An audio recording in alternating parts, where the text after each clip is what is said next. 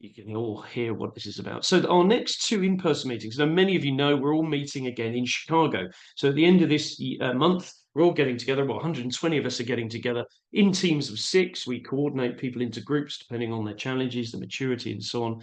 And we have a variety of different activities going. A lot of networking. It's quite a relaxed affair, as is this meeting. So there's plenty of meetings between peers, sharing and pinching ideas from each other.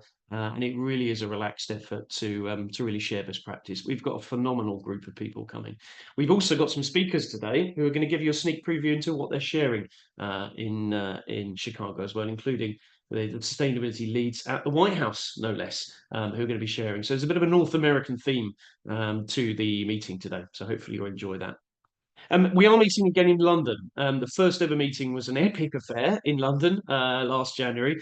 So we are meeting again on the 29th and 30th.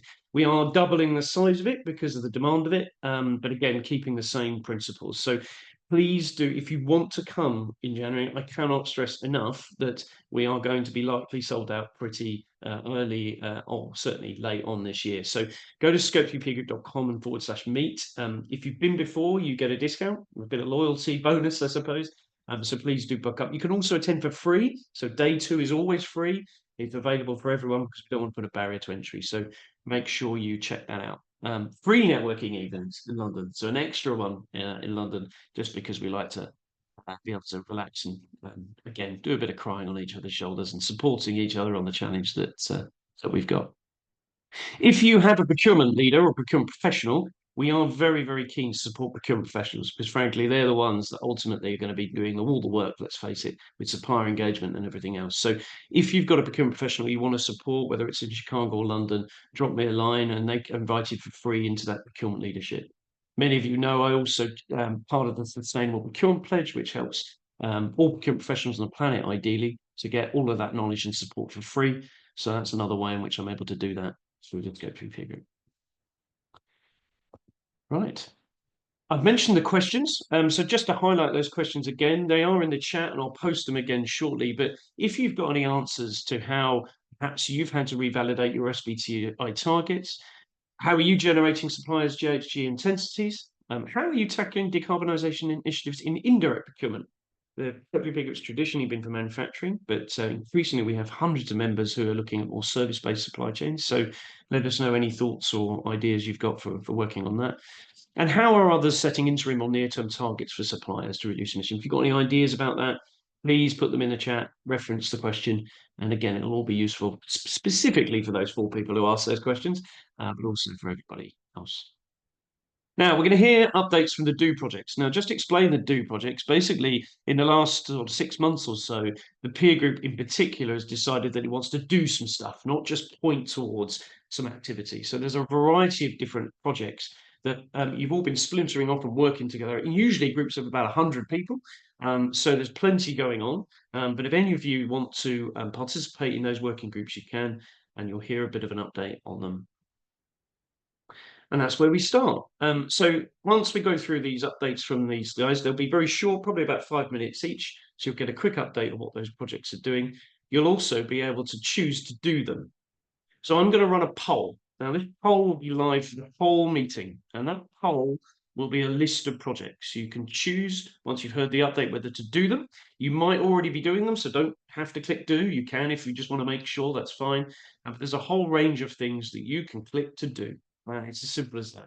If you click do, I'll follow you up. You'll go into a separate workshop into those projects. I'll just launch that poll now, so you've got it.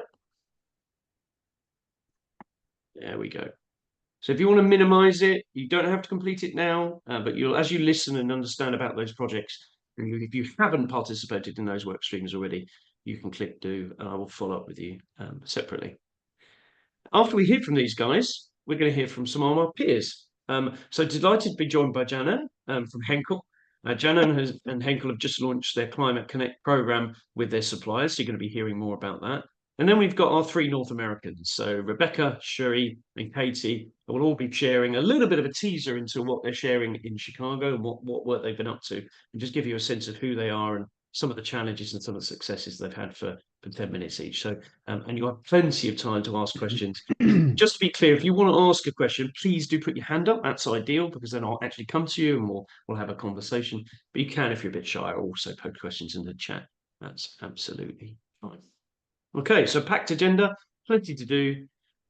First stop, Simon. Thank you. Thank you, Ollie. Let me see if I can make this absolutely seamless as I share my screen. It never is in this meeting. I think that was seamless, wasn't it? Can you see mine? It was pretty Can you good. see my screen Yeah, now? not bad. Good. The worst thing was going to be if it was a big picture of me, but thankfully we avoided that. Hi everyone, I'm Simon. I'm from Proxima. Proxima, we're a procurement consultancy. We've worked with some of you on this call today. I know, and if you don't know me, you might know my colleague Jamie Ganderton, who's appeared on regular occasions to talk about both the benchmark and more latterly the strategy collective, which I'm going to talk about today. For those of you who are new, the benchmark is a maturity model that was created by us and this peer group. And it really looks at procurement's readiness to tackle scope 3. So is the business doing the right things? Is the procurement doing the right things to structurally address scope 3? So to give you a little update on where we're up to with the benchmark, we're about to produce the 2024 benchmark report. So that'll be the second edition, and it will cover the insights gained from about 175 companies with revenues of about $2.7 trillion. So that's the equivalent to the world's 8th largest country by GDP, employing well, nearly 50,000 or over 50,000 procurement professionals and nearly 8 million people. So a pretty big sample size. This year, because we've done this before and we've got a bigger sample, we're able to provide quite an interesting year-on-year analysis. And we've got lots of data that we can go behind and look deep into sectors. So if you haven't done the benchmark before and you want to find out not only how your wider peer group is doing, but specifically those in your sector, then do get in touch, do log on to the website and conduct your free assessment. I think the key theme coming out of this year's benchmark, I'm not going to stand here and try and be popular. I think the key thing is really that progress isn't really going fast enough on some of the fundamentals. Yes, we're seeing improvements, but some of the fundamentals required, we're sort of inching along. So good that Ollie's talking about, moving into more of that do mentality. And of course, we all know some of the reasons why progress might not be as fast as we'd all like at the moment, namely budget being one of them, as the benchmark highlights. Just to give you a sneak glimpse into some of the outcomes that we're seeing this year. I like to refer to the fact that we're really missing out on the plumbing and wiring. And I've highlighted here that we're 2024 now. For some of those longer term contracts out there, we might only have 1 or 2 sourcing cycles left to embed some of those fundamentals that we need to achieve into those contracts. But if you look across what we're seeing here, the benchmark is organized into 7 pillars: strategy, organization, process, talent, data and tech, performance management, and external engagement. So how you go out to the market or engage with your peers. Across those, you can see 27 elements across the bottom. And what we're looking at here is the scores of the top performers, so the top 10%, and then the median across the group. The highest scoring elements, unsurprisingly, because we're in the peer group, as industry collaboration. So, that's going to be somewhat of a head start for anyone who's in the peer group. Executive sponsorship, communications, and net zero business strategy. So a group that I like to refer to as the talking. The lowest scoring elements that we're looking at here is the ability to acquire and retain talent, procurement policy and decision making. That was a little bit too long to put into the box there. Sourcing and contract management, sourcing and contracting processes, and supplier management. So I like to refer to that as the plumbing and wiring. So really the basics of how do we actually step up and start doing this within procurement. So the headline is that there's still quite a huge gap between what businesses are promising out into the market and procurement's readiness or indeed having some of the fundamentals in place to address it structurally. We're not saying that some key projects aren't being addressed. and progress isn't made there. But we are saying that some of the structural elements are missing that we'll need to embed as we move forward if decarbonisation or wider sustainability is to become a general part of procurement's value proposition. Now, I'm going through this with a number of members of the peer group and indeed Oliver himself. One of the, I guess, striking things was that net zero procurement strategy, which really is about how do you translate that business strategy into a procurement strategy or into a strategy that the procurement function can adopt, was one of the lowest scoring elements on the benchmark. So in fact, I think it was the 5th lowest. So it didn't appear in that little box there, but you could argue that it's a key enabler of many of the other elements on the benchmark. And so really it's a keystone or a cornerstone of progress. And so we thought, well, how can we address the fact that on a scale of 1 to 5, 75% of the companies that we've seen are scoring less than 2. And how could we do something about that and therefore translate that into improvement across other elements of the benchmark. And for those of you that haven't heard about it, we started to think about how we could fast track a collective of organizations. So rather than addressing it on a one-to-one basis, we embed the spirit of collaboration in this and do some form of collective strategy development, whereby Proxima, we would lean on members of the peer group to understand what's going on out there and then formulate a program whereby we'd bring our ability to run workshops with training materials. We'd hand over a decarbonisation playbook, all the sort of templates and tools that sit behind the maturity framework, with the goal of giving any participant a sort of comprehensive set of outcomes, their ability to not only make their own strategy, but sort of train themselves up along the way. And so 4 real principles there: accelerated outcomes, so speeding you up, so you don't have to do it on your own and figure out how to do it, providing materials and templates, training people up as you go along, and then this idea of a co-created strategy output. And so that's what we've built. And I'm pleased to say that the program outline, as some of you may have seen before, is essentially a 16-week program where we take up to 2 delegates per organization in cohorts, most likely of 10, and we run you through a strategy creation process.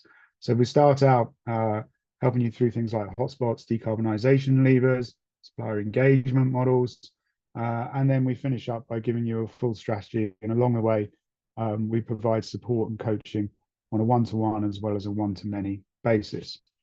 We're ready to, or we're currently taking registrations. We have enough, I think, to run the first 2 groups. I'm aware that many of you won't have heard of this, so if you'd like to get more information of it, I'm just about to pop a link up on screen where you can do so. So the next steps. Firstly, yeah, look, if this is the first time you've heard about it, please do give us your feedback and ideas. I'll pop that Survey Monkey in the chat if you can't click it on the screen. I doubt you can. It's also got a sign up link there if you'd like to get more information or talk to us.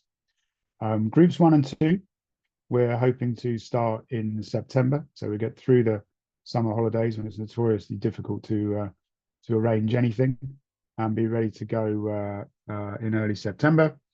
And as I say, if you want to get involved, we'll share more information with you. Please respond to the Survey Monkey. Thanks, Oliver. That's that. Thanks, Simon. And yeah, when we agreed as a group, a giant group, that we needed to get something done, the first question I asked is, what is everyone bad at when it comes to the maturity benchmark? So we immediately identified that. And the spirit of this is, if we can get it all fixed together, we can do a fraction of the cost and do it at a huge scale. Now, and many of you, particularly those that are leading on this, have already also said that they'd be willing to participate and lend their thoughts, their ideas, and their content. So it's fantastic. So do get involved. You can click do on the poll. You can fill in the survey that Simon's posting. It doesn't matter. You'll ultimately get updated. We've had nearly 150 different people get in touch and be part of this project. Imagine that. If we were to co-create net zero procurement strategies amongst that many people, it would be fantastic. But this first couple of cohorts is going to be ready to go in September. So do let us know if you want to be involved. And equally, if you've got something to share towards it, because we really think it's both for beginners and those that have started a little bit. But for those that are really confident they've got it licked, you can also participate. and help the group as well. So thanks a lot, Simon. Okay, the next thing I wanted to give you an update on was the project we're doing, which is on carbon pricing for procurement. Now, a few of you will know about this. It is very exciting indeed. So I'm just going to share my screen again. Here we go. So the nature of this project is we want to agree a methodology for adding carbon pricing into commercial evaluation criteria for tenders and supply selection. And the intention is to help particularly procurement to lead and add a new kind of carrot and stick in many ways for suppliers to baseline and decarbonise. So it's the idea is procurement could then evaluate suppliers not just on cost but on carbon as well. We have had a huge interest in this. The reason why the branding is different is because this is a project being run by the Sustainable Procurement Pledge with my support, but many Scope 3 P Group members are in fact involved. You can actually go look at the mirror board. I thought I'd just share with you, so you're going to go and actually have a look at it. I've just put the link into the chat at the moment. We have drafted, we're a few meetings in now, we have drafted a draft principles for embedding carbon pricing into procurement, very early draft, but the first full proper draft of those principles is going to be written up very shortly. And we had a fantastic workshop in the last week or so with, again, many participants who added comments and thoughts to different sections of those principles. So you can go on and comment if you want to, or just take a look at what we're up to. If you're interested in being part of the project, there's no cost whatsoever. We do need people who are genuinely serious in participating. We've got over 100 companies involved in it. But if you are really interested in perhaps developing that methodology over the course of the next year, then please do get in touch. And again, you can click do on the poll and I will make sure we send you more information. But that is essentially the mission. Pretty darn exciting, I think, if you ask me.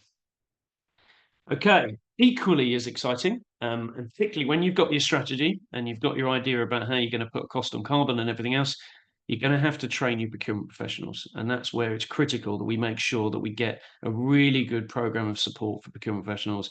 We've looked at various different trainings and materials available around the world for procurement on Scope 3, and we reached the conclusion that we needed to curate it all together and create the ultimate training program together as a collective. So Luke, are you there? Do you want to update us on that? Yes, I'm here. And can everybody see my screen? We can. Yes, brilliant. Fantastic. Hi, everybody. Luke Abbott here from Equipoise. We're a specialist sustainable procurement consultancy working with the Scope 3 peer group on this project. And I'd just quickly like to start by picking up on something that Simon mentioned from the Scope 3 benchmark. The score for training and development in the benchmark was 2 out of 5. I don't think anybody on this call would like to be a 2 out of 5 when it comes to their team's knowledge about Scope 3. And also, I think given that talent acquisition was 1.2 out of 5, it kind of suggests that it's going to be pretty hard to find that talent elsewhere. So I think growing our own talent is probably the fastest way to help our teams get better at Scope 3.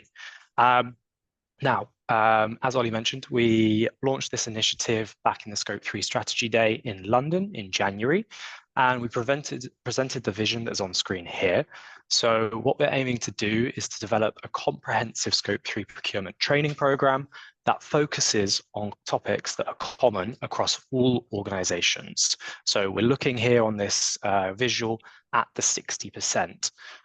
There's obviously going to be some things that are industry and category specific. There's also going to be some things that are very specific to your company, but we want to, as a collective group, focus on the things that will be common across all organizations, and also the things that are going to be very important for procurement people. So yeah, that's the vision. In terms of where we've come since January, so we've proposed a collaborative approach. I'm working together with John Watt from the Embedding Project on this to lead it. We've divided our approach into 2 phases. The initial phase, we'll be looking at defining a learning pathway. So what are the key modules and topics that we need to educate our procurement teams on? We'll be defining a specification for the training. So what format is it in? How will it be delivered? All those good specification related things that procurement people love. Then what we're going to do is collect the best-in-class resources from the Scope 3 peer group That will include resources that are already publicly available. That will include some internal resources that leading peer group members are already using to train their teams. I'm sure you would love to get your hands on some of those resources. And then what we're going to do is we're going to do a bit of a gap analysis. So we have our learning pathway, we have the existing resources, and then we're going to see where we need to fill those gaps. Our aim is not to completely recreate a lot of content. We think that a lot of this content is out there and exists already. We just need to curate it in a sensible way with inputs from the peer group and our kind of experts. So that's phase one. And then in phase two, for any missing resources, we will develop those together with the embedding project and other partners, so you have a complete training program. We held a preliminary workshop in April to gather some feedback on an outline for the training specification and also the learning pathway. I'll share some resources where you can see the full details of these, but just some key takeaways for everybody. So the initial feedback that we had, and there was about 60 people on that call, was that we would like to focus on this being virtual training content and e-learning. That's probably the most scalable solution. And on scalability, it was also agreed that this training should not just be for your procurement teams, but also for your suppliers' procurement teams. And that would really help educate them and help them work towards your decarbonisation objectives. The content should be very practical, case-based, and we've already drawn a strong link together with WBCSD, where they have the climate drive and their case study action library. So we'll be ensuring that that is part of the training. There's a clear link there. We're using real world examples from the peer group and other leaders. There'll also be an element of certification, a TBC if that's official certification through a professional body, but your people will be able to turn around and say, yes, I have gone through this training course. I now have a certain level of competency, which should give them the confidence to then engage suppliers on this topic. Of course, there'll be updates to the content as we go through, because this is a really quickly changing field. And also we think that while this should be focused for procurement people, we also think that there should be cross-functional relevance, because we really appreciate that procurement people by themselves cannot always affect the change that is needed to decarbonize the supply chain. So that's a bit of a summary there. And now, so to launch that phase one, this is really a call to action. We need your backing. We're seeking funding commitments of at least £5,000 per organisation. And Ollie, would you maybe like to kind of touch on what funders get out of that? Yeah, and again, it's in the spirit of the group. What we wanted to do was make this training available to as many people as possible. So instead of charging lots and lots of money to try and get it created, we're splitting the cost. We're essentially crowdsourcing the value of this. The response has been fantastic, I have to say. We've had people already pledging money, much more than £5,000 towards this as well. So we're doing very well, but we do want more people involved. And it's not just the money, we also want people's insights. So it's very important. But what do you get for the money? Well, first of all, the training will get created and you'll get it first. That's fairly obvious.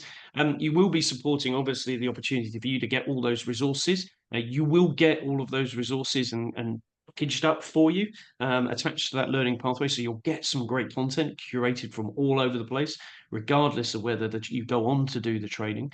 For those that are ultimately interested in the training for themselves, great. But for those that are more advanced, what about having this training developed for your suppliers' procurement teams? Imagine that, the cascading of engagement down to procurement. So there's real benefits of doing that. Some more practical stuff, you're very, very welcome to come along to the Scope 3 Strategy Day in London at a discount. If you really need a business case and you want to be able to attach pounds to pounds or dollars to dollars, then obviously you can do that. And there will be a discount on the final training course. We expect that to be about £500 per person. And we don't expect you'll have to train your entire procurement team, by the way, just in case you're doing the maths in your head. So yeah, again, it should be pretty good business case for this. And as I said, imagine a training program that's been developed by procurement professionals, by a peer group, and not by anyone who just believes they've got the right training program. So yeah, thanks so much for all of you putting your hands up already. Again, in the poll, indicate if you're interested. We can always send you more information, of course. But if you take part, if you're interested in a bit of glory and your name in lights, then we can show that you've supported it and put your logo, but you put your face there if you're really interested in that sort of stuff. And of course we can make sure you're acknowledged properly for supporting this. But even more importantly, hopefully you'll get a good business case, but some fantastic training. If we can get all procurement professionals trained well on Scope 3, imagine the impact we can have, particularly if we can do it at a fraction of the cost it would be done by others. Hopefully that helps. Absolutely. Thank you, Ollie. And yeah, and if it's not possible to fund, there's not a cost to attend those working group meetings, and you will get some recognition if you're able to provide your training resources that you're using already, and if you're able to give good inputs to the working group sessions. But of course, those working group sessions won't happen unless we can raise the necessary money. Just one final slide on next steps. So we're going to have another meeting to update you to the doers on the 18th of June. We have a commitment letter that we would like to share with you, and so you can give us our feedback on whether you're in or out for funding, and then we'll provide an update to the group on the 18th of June. And I'll also drop some links in the chat to these documents where you'll be able to see some feedback from that preliminary workshop, including the Miro board that we went through there. Thank you, everyone. Cheers, Luke. And great work, by the way. Thanks ever so much for helping us with this. And again, it's been a fantastic process. Thank you so much. Right, we've only got 3 more updates, so we're getting through them pretty quick before we get into the meat of it. So, Charlie from Accenture, are you there? Would you mind giving us an update on what you've been working on? And I can probably just preset that with an explanation. So, as I said, many of you are part of industry collaborations. My support for industry collaborations on this certainly predates the Scope 3 peer group. Trying to get industry collaboration working effectively is really important. Does anyone else feel like they're invited to a million different initiatives, though? And that's a key part of what the Scope 3 peer group is trying to do, is navigate all of that noise. So together with the wonderful team at Accenture, we created a blueprint, essentially a way of trying to help an industry understand all of the different aspects of the activities, the tools, the stuff that's going on that they should be collaborating on. And it's already been helping, particularly the pharmaceutical industry and life sciences industry, to get a grasp of everything that's going on. So it's a fantastic piece of work. So, Charlie, I might have butchered it slightly, but you can explain it better. No, that was perfect. Thanks, Ollie. And thank you for the introduction. Lovely to see a lot of you again. Charlie from Accenture here. So what I want to share is a draft, but we've updated the life sciences industry blueprint, and just as a recap, the purpose of the blueprint is really a way to mobilize and align industry efforts for life sciences, and align all of that investment. We don't want to be recreating the wheel, so we want to make sure that we're linking all of the different components that are needed from a kind of sustainable procurement perspective, looking at both the outcomes, the capabilities, the resources that we need, the regulations, and some of the groups that we're working with. So we wanted to bring this into one kind of simple, it's an 80-20 rule, so it's not going to be fully exhaustive, but one simple way to show everything that's going on, so that we can kind of tailor our investment towards the right area, rather than investing in lots of different things that are doing the same thing. So kind of building on the shoulders of giants there. And what I wanted to touch on today as well is how we've used the blueprint in collaboration with some of the big ideas and some of the workshops we had with some stakeholders in the pharma industry group. So working with obviously all of our favorites from AstraZeneca, Novartis, Takeda, Pfizer, etc.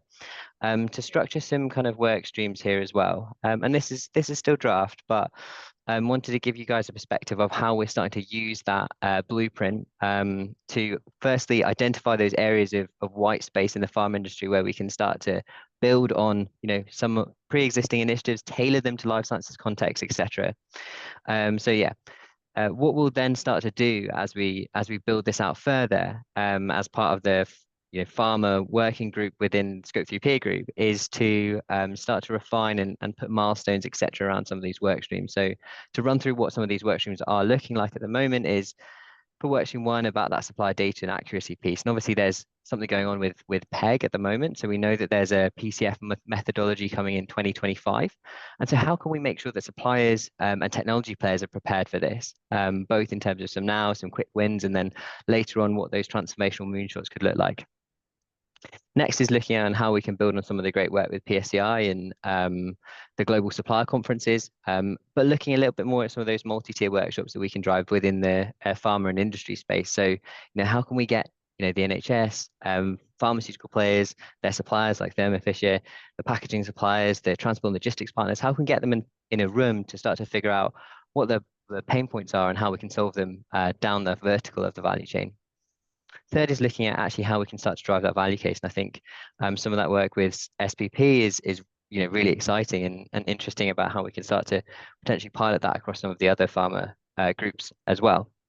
And then fourth is some of the align and power procurement. I think on the embedding project and SVP and some of the other pieces that are going on, Luke, with Equipoise, like anything that we can build off of what you guys are already doing and say, maybe there's a bit of a life sciences flavor that we can add to that, that we can tailor to the industry group, then obviously like happy again.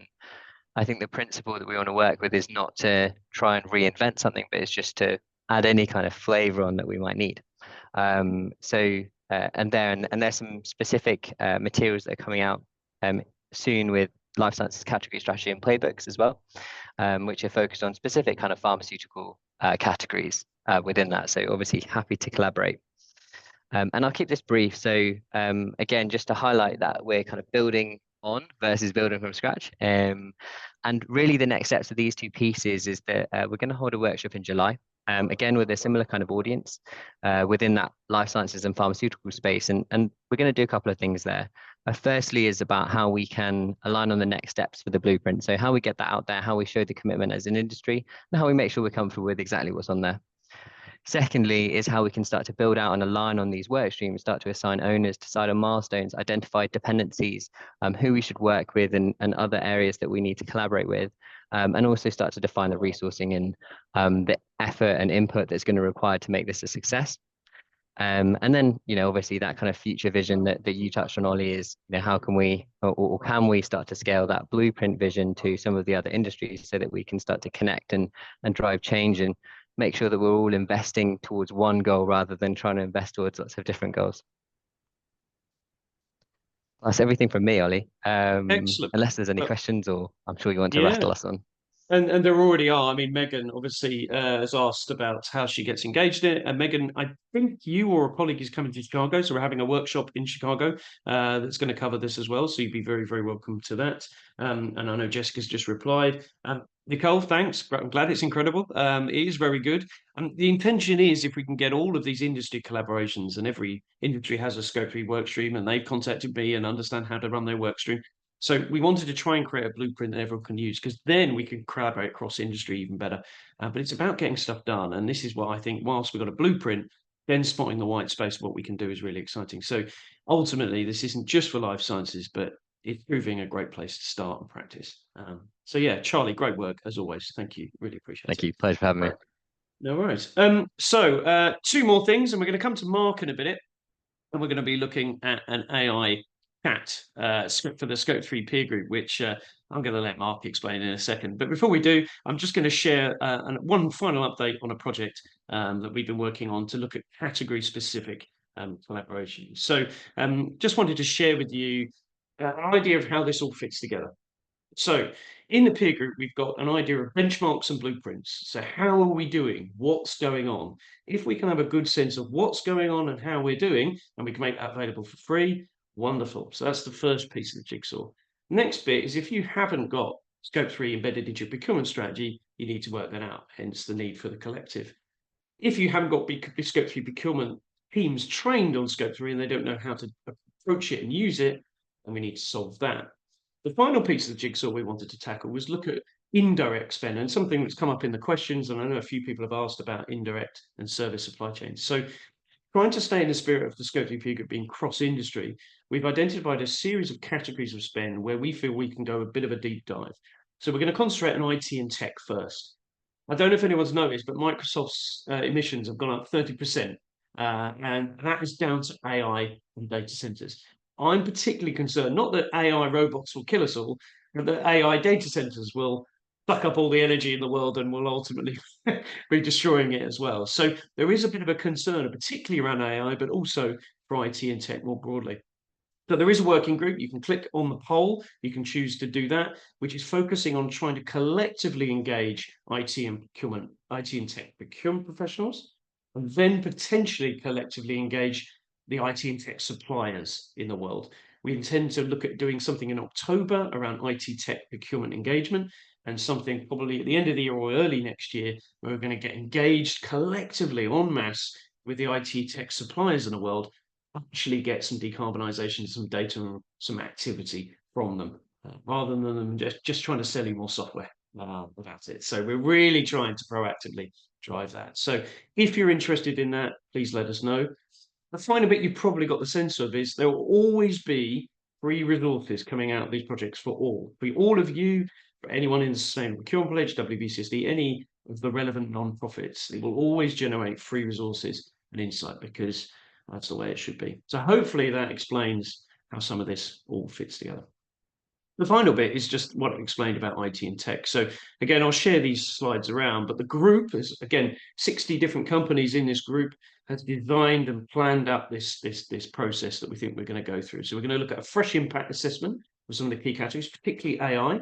We've got a wonderful team of University College Dublin students working on this with us.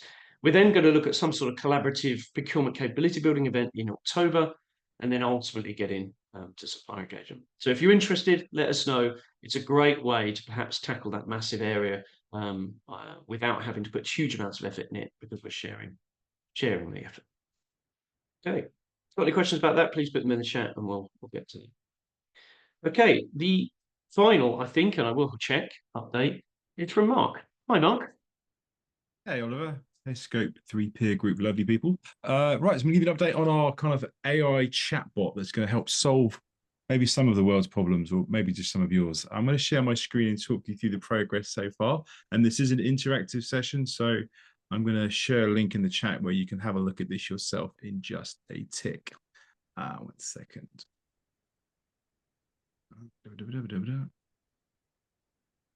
Okay, you should be able to see the screen. This was an approach really to try. The end goal really is to replace Oliver with AI, but the first few goals are to see how useful we can make chatbots. So some of the things that came up in the first session were, can we help more junior people in the team get up to speed faster, which we kind of had a look at already. How can we increase the domain-specific knowledge? So instead of asking general questions, can we ask more specific questions of a chatbot? And the third one is the full replacing Oliver thing. So I presented last time a kind of very simple kind of MVP, really. And since then, we've made some progress that I wanted to talk you through. Just to remind you, the things that people wanted to see was general sustainability knowledge, how to, and information on specific companies were the other things that people were asking about. So the good news is that phase 1 and 2 is done. I'm just going to go into the chat and hit enter. What you should see now, with a bit of luck, I'll just close that. Everyone should be able to access that chatbot now. Having a nightmare with sharing a screen here. There we go. Right, and so the good news is that Maria is now totally free. It used to require a chat plus subscription, but OpenAI recently given that away for free. So you can access any of these custom GPTs totally free. All you need to do is register an account. Don't worry, none of your conversations with the chatbot are recorded or used to train their models. So you can use it without any fear of any kind of corporate rules being broken. But she now has access to a much larger database of case studies. She's also got access to the Ditch Carbon API, so you can access emission factors and profiles on any specific companies. And I've also recently updated them with more content from SBTi and the Greenhouse Gas Protocol. So the link I've just shared in the chat, what would be fantastic, I've actually just been doing this while others have been talking, but if you put some of the questions in the chatbot from the Oliver asked at the top of the call, there's actually some pretty good results that I've been getting back. So it would be fantastic if we could just spend like 1 minute now, anyone that can get access it, have try and ask it the questions and see what sort of responses you get. And any that you think are good, share them in the chat. That would be fantastic. And it would just be good to kind of get some feedback on it as we're going. The next phase, assuming this all works well, is to work to act as that kind of networking capability. But we do need to get some feedback on this phase to make sure that it is addressing those kind of original things that people wanted it to do, which was to kind of improve the sustainability, be a resource for people to use on the fly, and get specific information on specific companies. Anything to add to that, Oliver? Or does that sound Yeah, I mean, only that some people will have ChatGPT blocked, I suppose, by those companies that either overly cautious or ahead of the curve or behind the curve, depending on how you want to view it. So some people will be able to access. And one of them asks, we use our existing ChatGPT account, or do they have to sign up new? They can use your existing ChatGPT account, and you can sign up just with a Gmail or something. There's no requirements to sign up, give any sort of specific details. You just need to register for an account. If you want to get rid of me, everyone, you're going to have to talk to your IT teams about unblocking it, because we're not going to replace Oliver if they don't block me. They probably should, but that's overall. So just to clarify, I get so many questions every week. I get sent questions about Scope 3 almost every day, and despite spending 20 years on it, I'm not the right person to be asked about these questions. So ultimately, I wanted to try and create a way in which this peer group could collaborate and share and be able to get quick answers. One of the things that me and Mark have talked about, which again is an early idea, is the ability to connect peers within this peer group as well. So if we know what people have done that's worked and we know what people are struggling with, we could potentially use AI to be able to match you up into peers or connect you with your peers, instead of, again, me having to introduce everyone via email, which is great, but imagine if we could make that easier. So we'd love your feedback. Do take a look at Maria, and if Maria is useful, let us know, and me and Mark will be back in touch with more thoughts and ideas, and we'll definitely have another working group soon with those that are interested to test her further, I should think we should say. Thanks, Mark. Really appreciate it. Cheers. Right, one final update for those that we haven't mentioned again, but it is in the poll. So if you click on polls, you'll be able to see the full list of activities for you to be able to choose from. So do take a look at that now. Is that many of you, we've often talked to the peer group about the no regret action of engaging suppliers on renewable energy. So if there's anyone in the group that is interested in renewable energy and engaging suppliers in renewable energy, we do have a working group on that. We partner with the guys at Schneider Electric, but we involve insight from all sorts of people from all over the world. And if you'd like to find out more about how to do that well, what goes wrong, what's difficult, all of the real honest stories, then you can click on the poll to let us know if you're interested in that, and we'll follow up and invite you to the next meeting of that as well. Final thing I would ask is if you've got case studies of good progress, not just on Scope 3, but on net zero, the Scope 3 peer group also partners with the Climate Drive. So if you go to theclimatedrive.org, it aims to be the home of all case studies on net zero, free for all. And all Scope 3 peer group case studies are being uploaded into that, with the intention of that being our home for case studies. It shouldn't be my website, it should be somewhere where everyone can access it. So if you've got something to share, or you'd like to submit a case study, or you'd like to give some feedback on it, do that. Finally, obviously, if you'd like to join us in Chicago or London, let us know. And if you would like to be on the podcast, always interested in new ideas for both founders of solutions to interview, but also peer group members who are willing to share their experiences. You don't have to be nominated by another peer group member, although it does help. If you've listened to the podcast, you'll know. So do let us know. I think that's probably it for all the new projects. So thank you very much. Now on to the meat of the real people talking about their real experiences. So we're going to start off with Janan of Henkel. So Janan, are you there? Yes, I'm here. Well, delighted to have you. Henkel's an organisation I know very well. Your wonderful team over many years has been very supportive of everything we're doing here. Your Chief Procurement Officer has just won a Lifetime Achievement Award, of course, Yeah. which he's very proud of. I'm not sure that he's happy that it's the end of his life, but there you go. I think it's maybe news to him. But he is a wonderful supporter. He's obviously the co-founder of the Sustainable Procurement Pledge as well. But you and your team have been doing some wonderful work, and you're now progressing with supplier collaboration and engagement. So maybe you can tell us more about that exercise and that journey and what you've been up to. Yes, happy to do so. Let me also try to share my screen. Yeah, go for it. So you should see now the slide. Perfect. Okay, very good. Yes, thanks for the introduction, Ollie. Yes, my name is Janan Aktash, and I'm the climate lead in Henkel's responsible sourcing team. And you were saying it's very North American based, but Henkel is a global consumer good company and adhesives company, and our headquarters actually in Germany. I'm happy to explain to you today what climate responsibility means for us in Henkel. So we take it quite serious, and how we want to engage our suppliers going forward. So we are, as a company, on a net zero pathway, and therefore our suppliers play a critical role in decarbonizing their value chain, and with this, our Scope 3 emissions. That's why this year we started to announce our new program called Henkel Climate Connect. And in there, we have industry-driven supplier engagements and data collections. So we heard it a lot. Industry-driven is also for us key in order to be successful. So what we do is for our Scope 3.1 engagements, we partnered up with Manufacture 2030 this year because we joined one of their campaigns so that our suppliers are addressed together with our peers. And we collect the product carbon footprints from our suppliers in line with Together for Sustainability, the guideline, and the data sharing model. Of course, we're also developing new products with reduced CO2 emissions because we want to source them, but also offer them to our customers. Yeah, and we can see here as well that Scope 3 is, in our case, 30 times the amount of Scope 1 and Scope 2, so it has a significant share. Okay. So how does our engagement look like with our suppliers? So since 7 years, actually, we already have a greenhouse gas engagement with our suppliers, which I can see is already quite some history.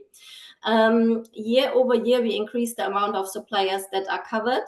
And up to last year, we focused on the collection of product carbon footprints.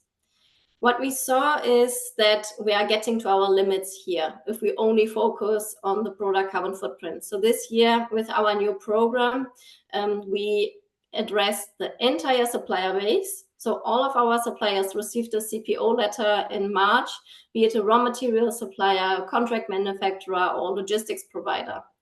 What we wanted to do is to understand our suppliers' maturity on a broader scope than we did, in order to know how to approach them when it comes to climate-related activities, and also to offer them our extended training capabilities.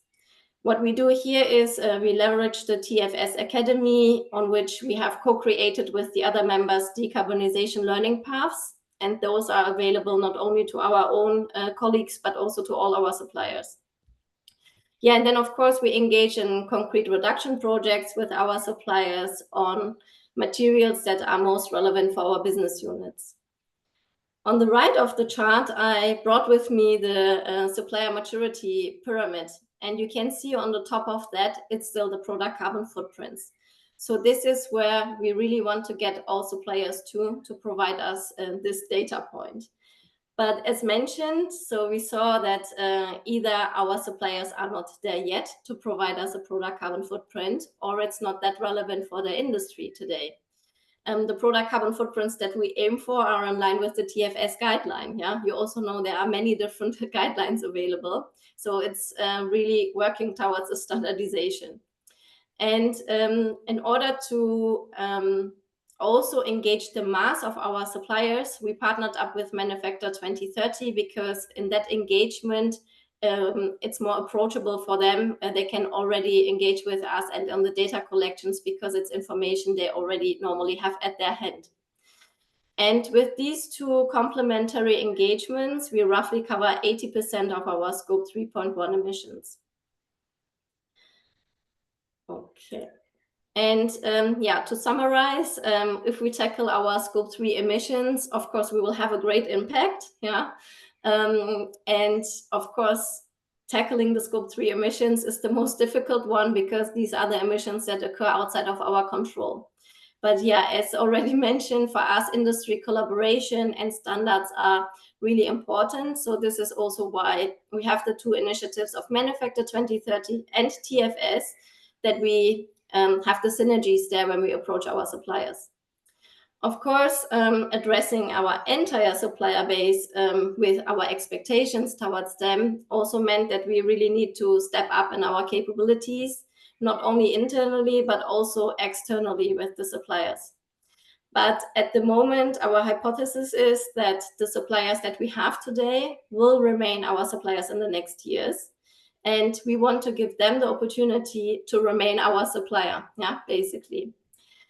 And on the bottom, you can see Henkel's purpose, pioneers at heart for the good of generations. And I think this really fits to managing Scope 3, because we all embark on this journey. We create new processes and new learnings here. And yeah, I would say let's continue to do that. And happy to get your questions. Thank you, Jenna. Yeah, I'm sure there will be. So if anyone's got any questions, do put your hand up. We've got plenty of time. We've got some other speakers as well, but again, we've got plenty of time for questions.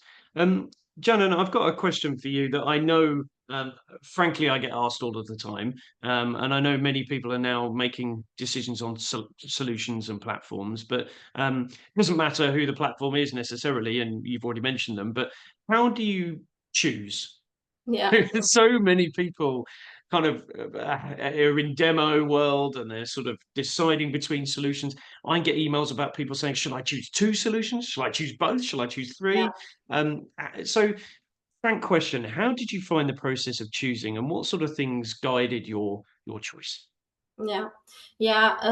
So you're hitting the nail.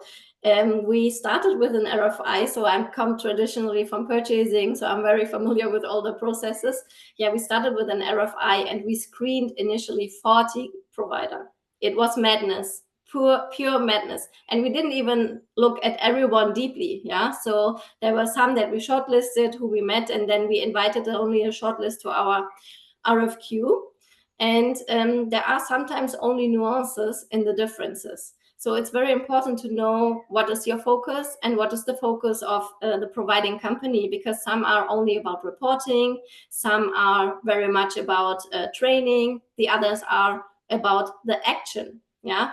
And we came from a comfortable position because we are one of the co-founders of TFS. So we are already very covered for our strategic suppliers that are already very mature.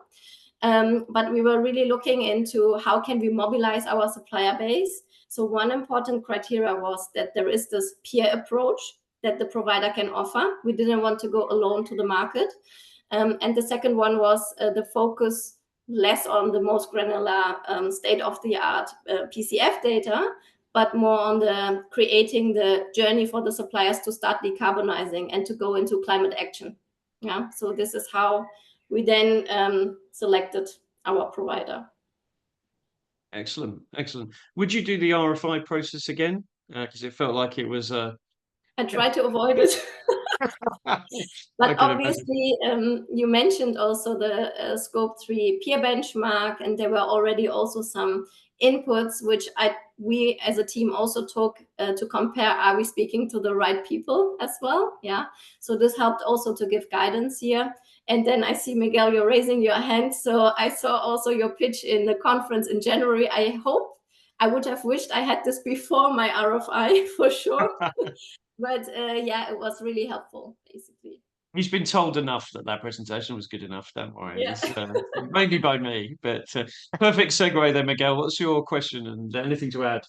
So, Karen, yes, not on the technology, but on the industry collaboration. So what would you tell a company who is not aligned to an industry association as mature as TFS, right? So I get a lot of questions on how do we reach out to peers? Well, if you could just elaborate maybe on the top challenge that people should think about, that'd be great. Yeah. I mean, I would have directly 3 solutions in my mind. So one is for sure engage in something like this today, because I think this is really brilliant, going beyond industries, beyond regions.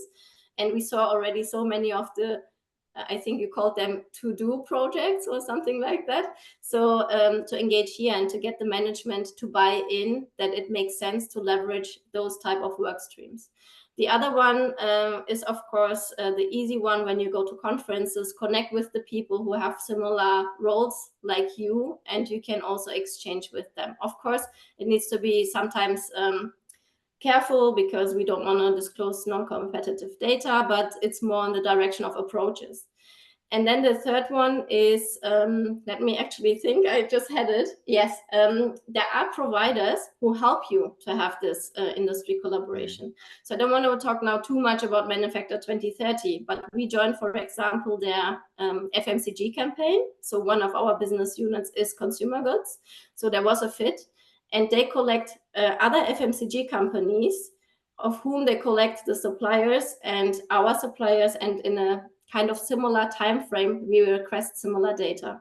So this is also one of the reasons, as said, that we chose them in the end. So there are different options possible. Got it. Thank you. And one of your big recommendations, Miguel, in London was about the importance of checking with your peers about who they're using, because the supplier experience is key. And yes, some platforms are better than others, but a lot of these, it's more important that your suppliers are already aware or using it. You're making it easier for them, I guess. Absolutely.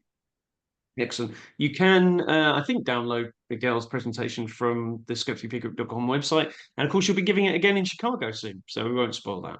Yep. Everyone won't cheer as much as they did in London. Now they're all It's not going to pre-warned. be new, so yeah. But anyhow, I'll still do it. That's good. That's it. Sunita, you're Deutsche Bank, if I remember rightly. That's correct. Thank you. I just want to say thank you for the great insight that's been shared, and it feels like very excellent advice for a lot of us that are either looking to reinvigorate or redesign, rethink our positions. And so my question is really along that same sort of vein that Al started his question. So if you were to restart, is the connection breaking for you as well? Yeah, I didn't quite get. You were totally fine, Sunita, and then you broke out just as you were asking the question. Oh, can you hear me now? I can, yeah. Haven't Say it done quick. anything, haven't moved. So if you were to redesign or restart the supply chain sustainability strategy, I suppose, what would your key considerations be now? Wow, what a great question. So if you could wind back time, Shannon. Yeah. What would exactly you not that. do? What would you do more or less of? Yeah, no, it's really good. So I would say for the part of TFS, because this is what we do since many years, and where we come from with the product carbon footprint, I think we're pretty happy with the experiences that we took up to now. So we cover lots of emissions there. We have really suppliers in our value chain that are very mature already and speak the same language. So in that regard, I think we're good. Perhaps we focus too long on only product carbon footprints and not engaging the supplier base already before then what we started this year. But for what we started this year, I mean, it has been newly launched. Yeah, we are now in our engagement at the moment. So perhaps you ask me better in 3 months' time when the engagement campaign is closed and we see what our success rates are. So, but yeah, at the moment, I would do it the same as mentioned. I would have wished I had Miguel's overview of how to run the RFI for a provider. And then the rest will come with experience, I think. So it's rather new for me to say what would I do already different. Thank you. If anyone Thank else you has for got your an answer, transparency. yeah, I was going to say, if anyone else has got an answer to that question, it is a great question. Be honest. It's a safe space. What would you have done differently? What would you have definitely not done? We'd love to know in the chat. So if anyone wants to follow up with Sunita, please do. Nicholas, you are Vetropack, so packaging, if I remember rightly. I might have got that wrong. Yes, exactly. Nice to meet you all. So I had two questions. The first one is, you said that, the top of the pyramid, is PCF. But what do you do when companies or suppliers are not providing PCF? How do you manage the gap, basically? So do you use, scope 1, 2, and 3 somehow? And the second question is, if you can tell us which tool you have at the end of the day selected for, PCF sharing. Yeah, perhaps it makes sense that I show my screen again. Please do. Yeah. Great question on suppliers not having PCFs. I can feel Chris Lowe from Haleon twitching somewhere in the ether there. So it's a great question there. Do you see the slide deck again? We do, yeah. Okay, perfect. So this is exactly what was our issue. Let's say that we have thousands of suppliers who cannot provide a PCF yet, or it's difficult for us also from our end to scale this up because the plausibilization of these data points is still quite intense, yeah, at the moment, because there are so let's say we're working on harmonizations, but there are still different opportunities to get to a value. So the provider that we selected, you can see here for not asking PCF questions, but production site related questions from our suppliers.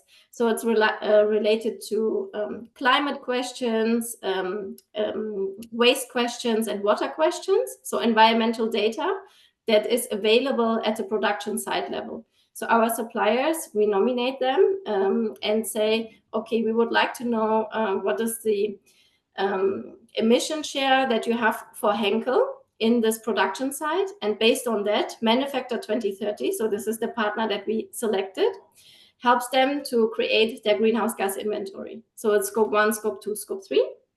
And suppliers can already put, did they already decarbonize? I mean, an easy one is renewable electricity. So a supplier might already decarbonize, but we never asked for it because they did not provide us a product carbon footprint. So now with Manufacture 2030, we can also capture this. We have also a few more questions that are relevant for us for maturity assessment of a supplier. And with the output, we know where our supplier stands, how they will reduce their emissions. And Manufacture 2030 helps them in order to define actions. So they have a twofold system here. They have AI, in which they recommend automatically something like maybe 20 actions out of what the supplier filled. And then they have also this one-on-one support for the suppliers to decarbonize. And I mentioned it before, so how to get now those suppliers from the Manufacture 2030 engagement on site level data into product carbon footprints. So our belief is with the creation of the awareness, starting to build your inventory, you will upskill, you have the concrete customer requests, maybe you hire even more people, yeah, or you buy consultancies helping you to calculate a product carbon footprint. I think Manufacture 2030 is also working even on a PCF module. So in that regard, the thought process behind this is that suppliers should be available within a few years to provide a product carbon footprint out of this. Does it answer your question? Yeah. I thought that maybe for Together for Sustainability, there was a platform behind like Sea Green or other platforms. Yes, it is. Yeah, so for the product carbon footprint collection, actually, this is the logo that you saw on the pyramid. It's Sea Green that was selected. We piloted it as well, and we will use it this year with selected suppliers for the first time. And if everything runs well, we will use it for all suppliers as of next year. Thank you very much. Excellent. Nicholas, I'm guessing you are in that value chain of chemicals and pharmaceuticals and food, I should imagine. Yeah, we are mainly on food and beverages, yeah. Yeah. What do you think about what your customers are asking you to do? You think it's a good thing? What they could do better? Currently, we receive questions mainly through Excel files. So we are really, I'm personally trying to move away from this and try to understand what we did, the tool that we can all adopt as soon as possible. And also for us as customers, with our suppliers. So I don't see it happening, but I guess it will happen in 1 or 2 years probably, to find a common, standard, and probably it could be, carbon pact or something like that, and then to adopt the tool, to adopt maybe different tools. But I think we will get some more clarity in 1 or 2 years probably. So it will be Sea Green or maybe others. And it feels like it's the pact methodology that's important, because everyone's going to choose different tools, let's be honest. But my feeling is that the pact framework will be the standard. And then based on that, we will be able to choose the tool that we prefer, probably. Yeah, absolutely. If anyone doesn't know pact, it does get covered a lot in this meeting, but do check it out. I think it's carbon-transparency.com. I'll put the link into the chat. That's so it, it's worth looking at. I highly recommend anyone that ultimately, I think the best tools in the market will be compliant to pact or conformant or whatever the right phrase is. And at least that will help the likes of yourself, Nicholas, and others to at least get vaguely on the same page. So always interesting to talk to those people that have customers and suppliers, and both to consider. Any more questions for Janan? I think we're probably done, actually, Janan, and we've got 3 other wonderful speakers. Janan, that was brilliant. Thank you so much for sharing. And I know it's big news, and you're only just working it out as you start. So keep us posted on how you're getting on in the next 6 to 12 months, maybe. But thank you. Really appreciate it. Okay, now we have got the Director of Sustainability from the White House, no less. So we ought to get through our next speaker. So we're going to end up with a bit of a North American theme now. So I'm delighted to welcome Rebecca Bergkamp from Eaton. Rebecca's going to be speaking at the in the meeting in Chicago, but has been a fantastic supporter of all the sorts of different activities going on and is doing wonderful work. So Becca, are you there? I am. How are you? Yeah, very, very good indeed. Jana, do you want to stop sharing? And Becca, if you've got anything to share, you're welcome to do so. I do have a few slides, and you want me to stick to about 10 minutes, right? Yeah, if you want. Okay. We've got plenty of time. We've got about, I would say, if you want to take 10 minutes, that's fine. Okay, perfect. I don't want to take up too much time trying to navigate Zoom. It's not my it's not Don't my worry. best friend. That's what everyone else takes up time doing. Don't worry. All right. It looks like it's working. Great.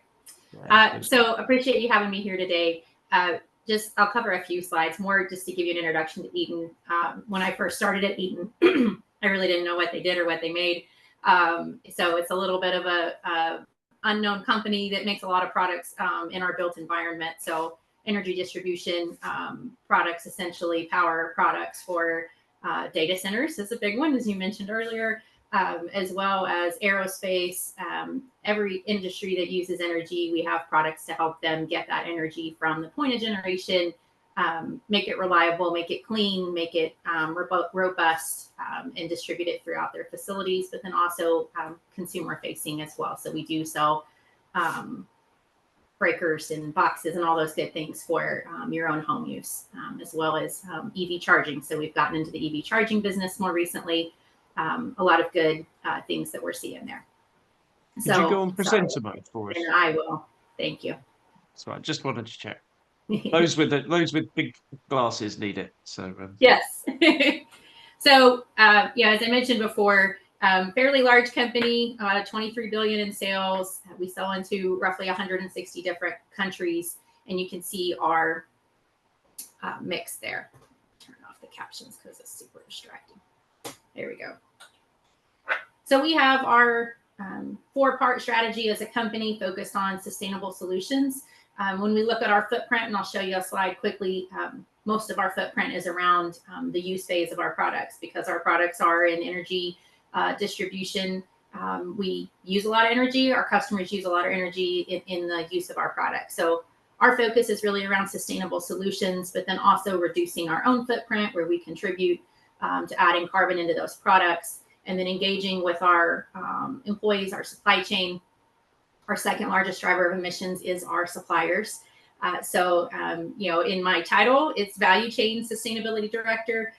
Previously, I was our Supply Chain Sustainability Manager, and have kind of expanded that role because as we continue to engage across Scope 3, a lot of the things that we want to do upstream with our suppliers, we really need the support from our customer base to be able to execute on those as well. We've got science-based targets based on 2018 baseline with a goal for 2030. I don't think you're sharing your slides, just to check. Yeah, I know, it's fine. It's fine. I'm going to skip the slides and I'm just going to talk because yeah, that's fine. I should have practiced with you before, Ollie, because like I said, don't worry. It's my fault for forcing everyone to use Zoom. I'd get a real kick out of it. Don't worry. So don't worry. That's great. And they'll have to come to Chicago if they want to see it. So yes, that's right. I will. It will be much better when you join us in Chicago. So. A little bit about our journey and some of the challenges we've seen. So it's really great to see the presentation from Henkel. And there's a lot of us in this group today. We're all suppliers, customers, peers, competitors within the group. So I think just that driving that strong collaboration is what we have found has been really key, but also the most challenging. As you mentioned, not getting overwhelmed with all of the various working groups. I know I probably am signed up for too many currently at the moment, but really trying to find the right ones that make the best fit for your organization, depending on the complexity of your value chain. So for us, ours is quite complex with the number of industries and segments that we sell into across so aerospace has their own group. Mobility and vehicle automotive manufacturers have their own group. The tech data center has their own group. Everybody's got their own group. So as a supplier into those industries, it's quite complicated to meet all of the various demands. And when one supplier picks a tool like M2030 or even an entire industry group, it can still be very burdensome to us as a supplier, because only a portion of our sales go into that, and it takes significant resources to spool up, over 100 plant locations to report into some of those systems. So it's one example of a challenge. We work through that by, again, that engagement, that direct engagement. A lot of our procurement focus has been upskilling and training, so helping our procurement teams understand how to have the right conversations and engage with their key suppliers. So we used, some of the questions from the chat. We started with spend data because that was the best we had at the time, and used that to get our top drivers, get directionally accurate. And then as we get into those top categories or those top commodities, our focus has been really one-on-one training and development with those category managers. And I'm really excited for our plastics and chemicals category, which is one of our top 10. Our category manager was able to put together a unique sustainability strategy just for his category that decouples growth of his category from the emissions of our footprint. And one of the ways that we did that was through collaboration with strong partners like Henkel that you heard about before. So I'm really excited to see what they're doing on the PCF side, and how as a customer we can start to leverage some of that data that they're working to build and upskill within their supply chain. One key thing for us has not been to dictate to our suppliers what the path should be, because we recognize they're probably going to make faster progress if we don't get in the middle of it and just stand here as a strong partner to help them get there faster with what they need versus telling them how to do it. We do have the ability to help suppliers that don't know where to get started, to help provide them with the right tools. But what we found is for our biggest spend and the most material to our business, letting them use the tool that works best for them makes the most sense. So now we're working through the PCF challenge as well across our top commodities, and we'll likely have a couple different tools because that's what's easiest for our supplier base. And what's easiest for our supplier base helps us get the data faster in our mind. Is that good, Ollie? You want more? Sounds great. No, that's fine. That's fine. I think it's interesting the place that you are in that value chain. You've got the experience of the. I can't help but think that those that sit with B2B customers above them can't help but have more empathy for the suppliers below them. Yeah. And there's definitely a pattern forming here, and so it's there needs to be good enough communication backwards up to customers, doesn't there, about clarifying, being honest and open about what that is. Otherwise, it will just happen to you. Would you agree? I don't know if that's yes, absolutely. So a good portion of the role that I'm in now is how to communicate with our customers more effectively. Right. So we are currently telling most of our customers no if they ask us to join these different solutions where we put all of our data in. We're able to give them the data that we feel like is necessary for them to make the right sourcing decision, but it might not fit neatly and make it easy for them. And our job is to decarbonize, and we want to make it easy for our customers too. But we also want to make sure that we don't lose our focus, right? And that we stay focused on decarbonizing, because ultimately that will benefit our customers. So there's a lot of managing up with some of our customers. And I've trained a lot of their procurement professionals. So that's been a lot of the last year, to be honest, which is interesting because a lot of times we're engaging with their procurement team, and their procurement team may have some more to learn. So we've been able to help connect them with a lot of the resources that are available through this group, which has been great. But it's an interesting position to be in, where you're training your customers on the requirements that they're putting in place. So excited for all of these different collaboration groups that we have, to your point, just to try to get it done faster and not muddy the water with methodologies or arguing over, what's the right fit. PACT is going to be a great enabler for us to move a lot faster with sharing data across the value chain. Yeah, agreed. Right, has anybody got any questions for Becca? Please put your hand up or put your question into the chat. I'm going to ask you one more question while other people are thinking about theirs and if they want to ask. So task of engaging procurement, have you learned about any particular approaches or not watch outs in terms of how you engage with procurement specifically on this? So the biggest challenge for me, I will say, is that my procurement teams are very metrics focused. So they want a number and they want the number to be easy and they want to watch the number go down, right?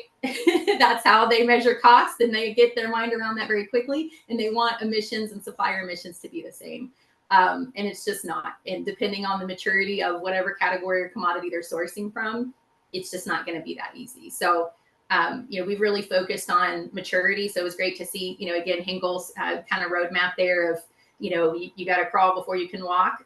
And so we've been really focused, and even within our own value chain, for the top 5 or the top 10, they're getting a lot more one-on-one training and upskilling when it comes to greenhouse gas emissions, but also on the human rights side, where not everybody across the value chain needs that level of detail and that level of understanding. But certainly if they're going to be the ones making the sourcing decisions, they've got to have enough understanding within their, I would say, impact and materiality for our baseline. So, helping them understand, like, no, I can't explain this to you in 15 minutes. I'm sorry, that's just not how it works. You're going to have to spend a couple more hours with me. We'll schedule it over a few months.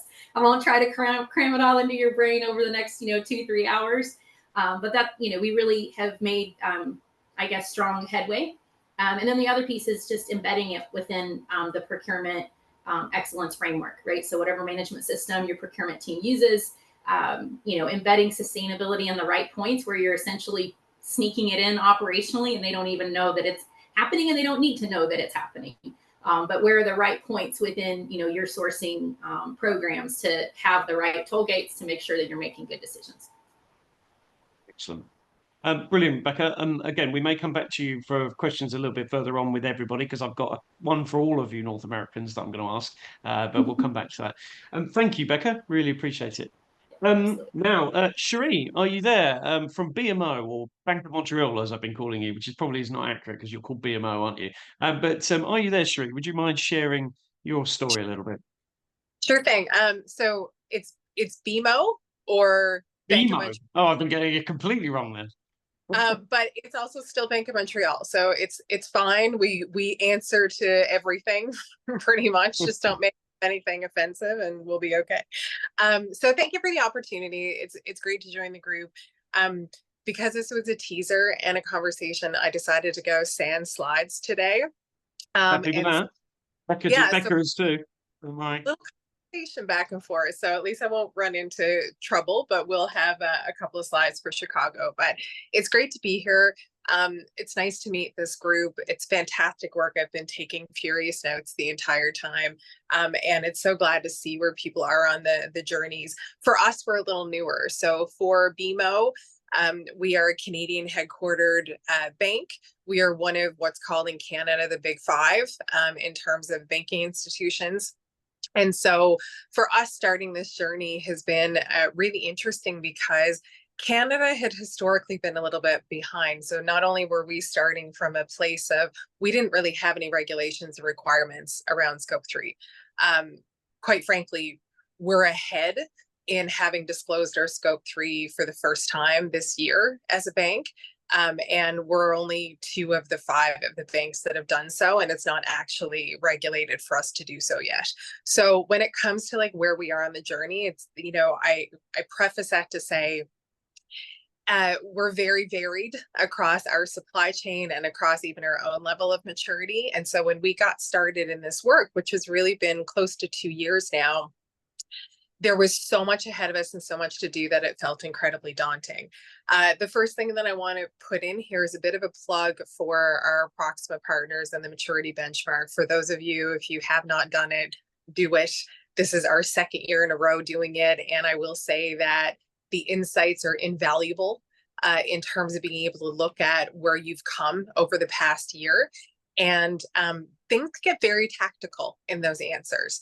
And so what I love about it is it really gave us a view of what takes you from a 2 to a 3 is not some very kind of, light and airy view of, oh, one of these days you'd like to get here, but it's very vague. It's very specific. And so I think that for anybody who's looking at how to move forward or advance or starting, given the fact that the tactics are just so specific, it's essentially kind of a bit of a roadmap built into a maturity benchmark. So incredibly cool. So if you haven't done it, I would definitely recommend it.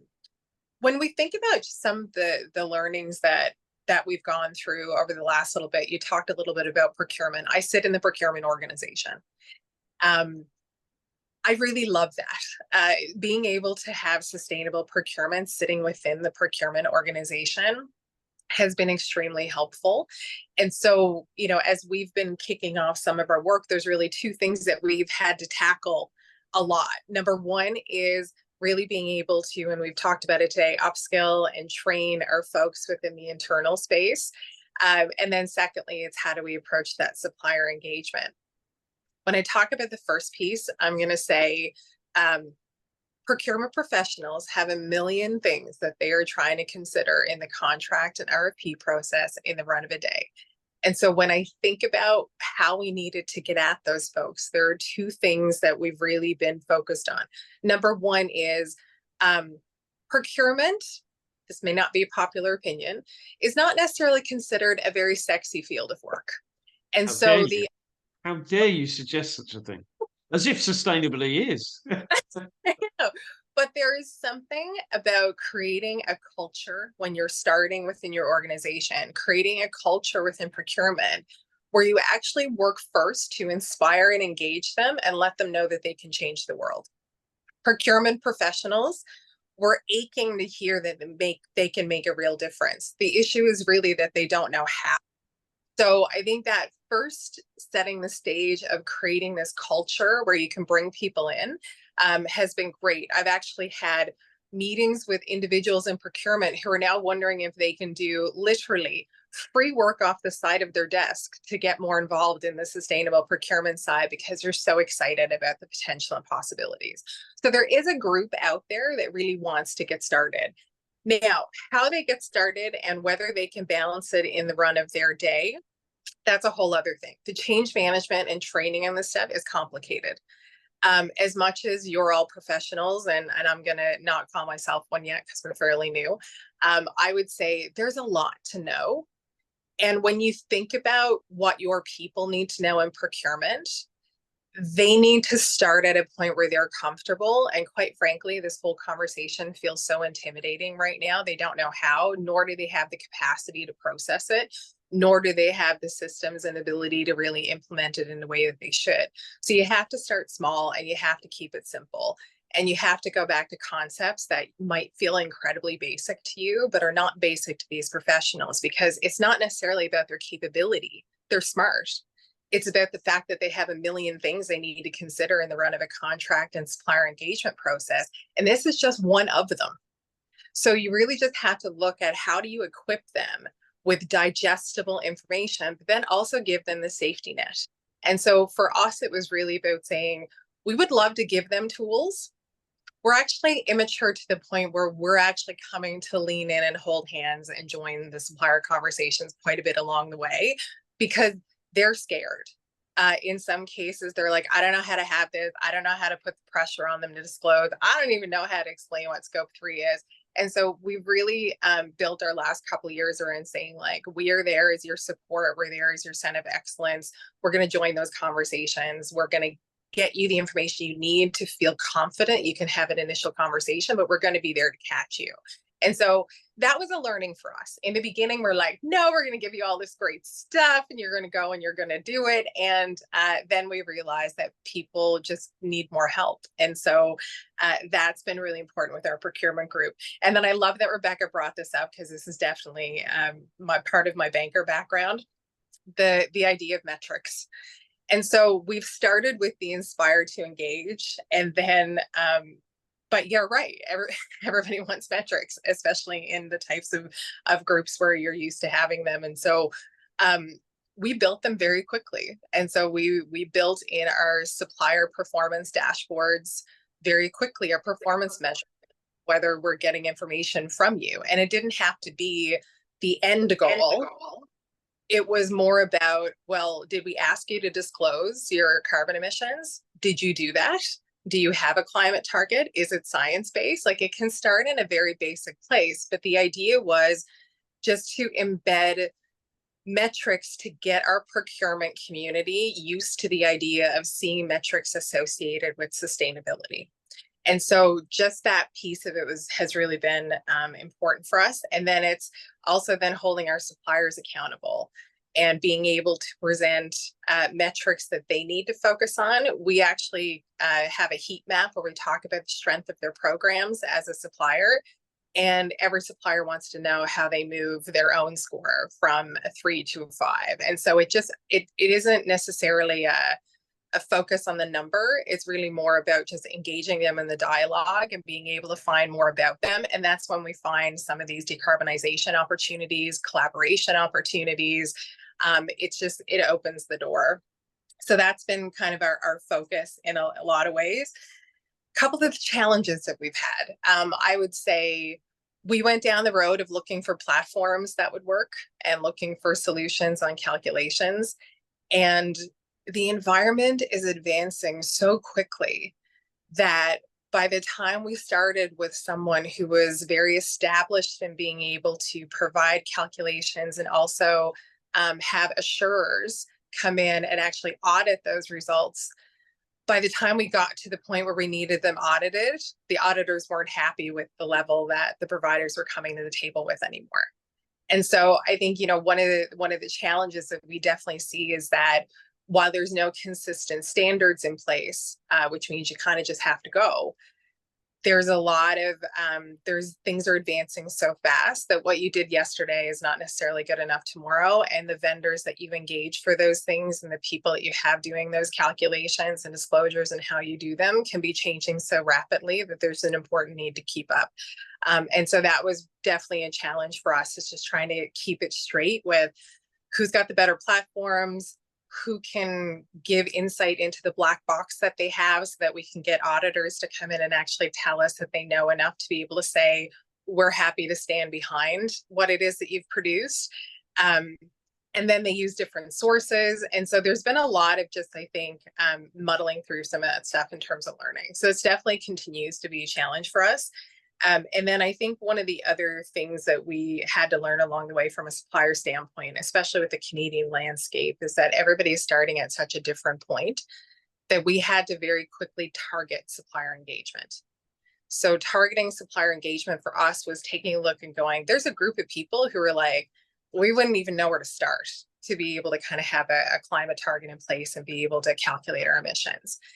Then we've got a group who are like, we're starting it, but it's going to take us a couple of years. We have a roadmap, and then you have the more mature. And as we've been going through conversations, because we're saying, hey, give us this information, what we've realized is that there is such a strong curve across our supply chain that we actually need to bucket our suppliers quite strategically and give them some of the support they need at different ends.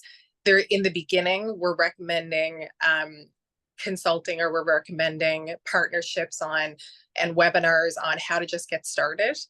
And then in some cases, we're having conversations about how they might look at being able to either, purchase carbon offsets, which is obviously not the ideal, but also how they can look at some of the decarbonization strategies that they can build in, or how they can actually look at things like we've talked with airlines about what they're doing in the space. We've talked with our shipping suppliers about electric vehicles. And so we're able to start some of those conversations. But as a bank, we also kind of get to say, by the way, we can offer financing for some of that stuff if you wanted to go down the road. So we're able to kind of say, like, for beginners, here's a platform, for kind of mid-tier, here are some options. And then for the experienced, it's, well, listen, you obviously know what you're doing. If you need financing, we're here.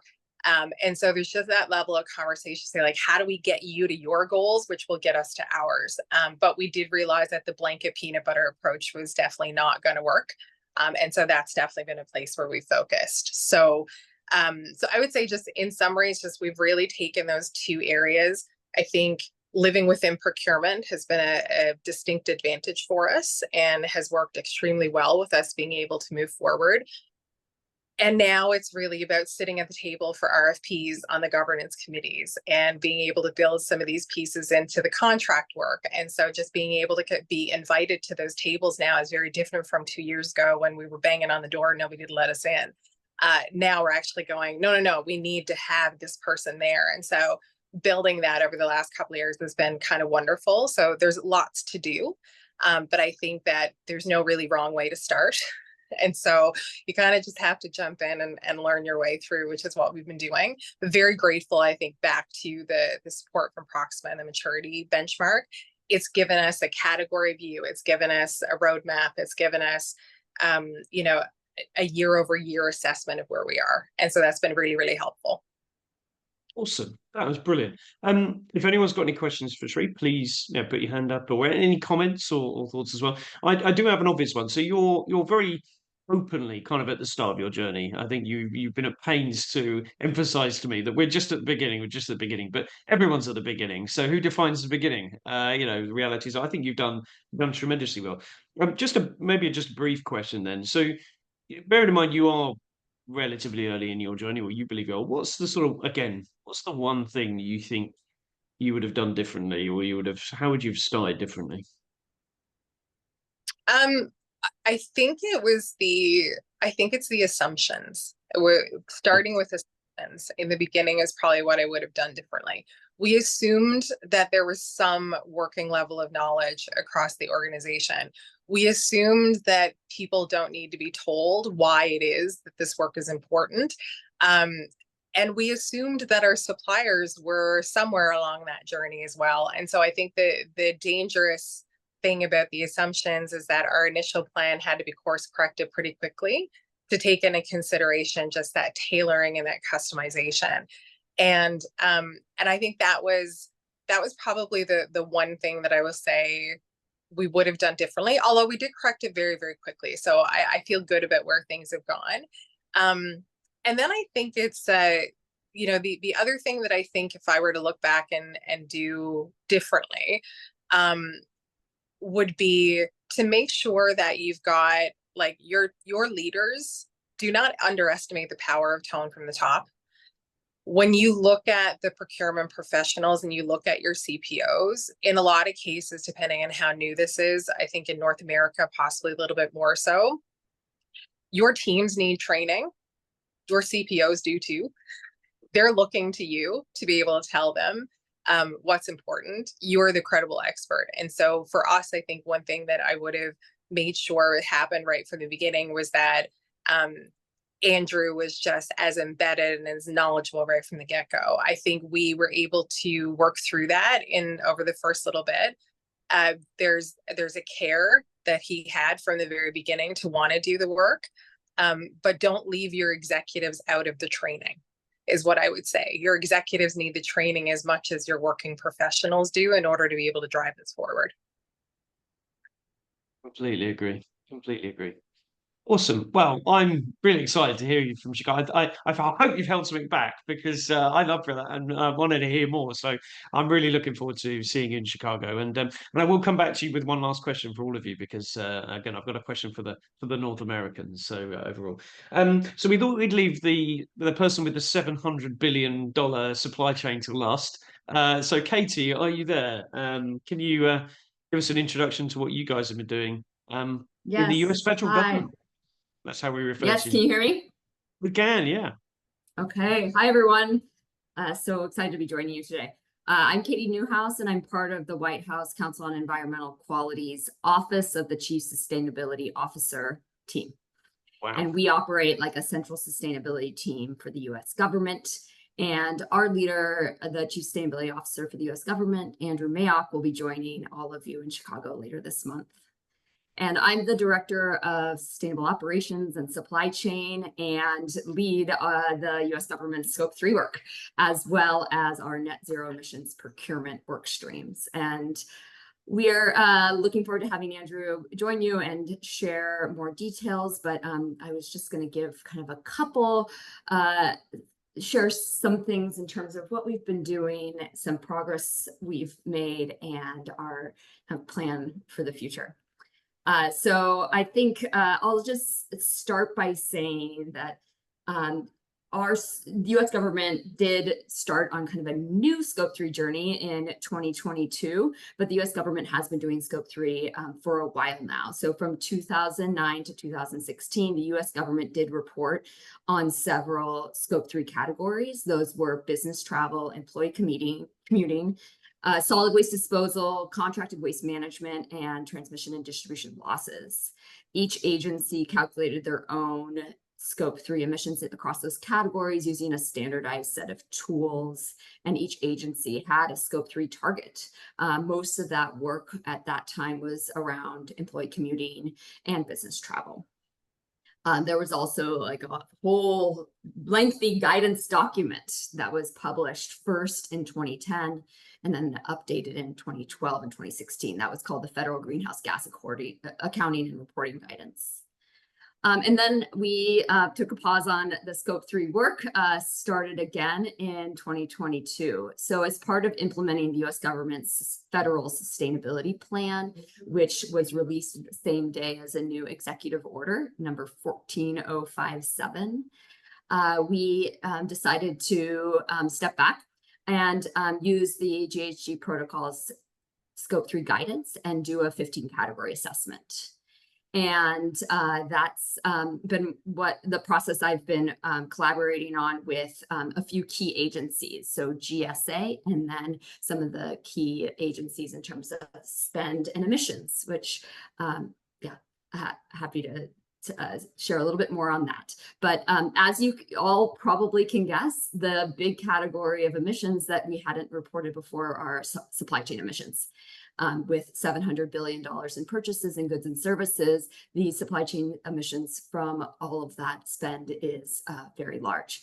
And so we are continuing to work on what is the strategy to reduce those emissions. And so I would say that's kind of the progress we're making. And then the plan is that we plan to share all of this soon, not this month, but later this year.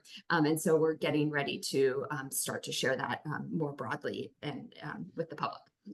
So it's been very impactful work, exciting work, and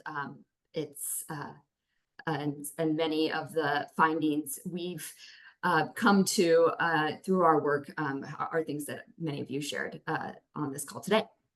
The other thing I wanted to mention, as you did, many people have mentioned, like evaluation criteria, tenders, procurement, in addition to just the Scope 3 reporting, is that the other key portion of my portfolio and what we're trying to do with net zero emissions procurement are procurement rules. And so the US government has something called the Federal Acquisition Regulation. It's basically the Bible, 5,000 pages of how the government buys. And so we, throughout the last few years, have been working through 3 procurement rules. And how we've been thinking about that is what the government buys. So a rule around products and services, and leveraging eco-labels, specifications, and standards as ways that the procurement professionals should select the most sustainable product or service.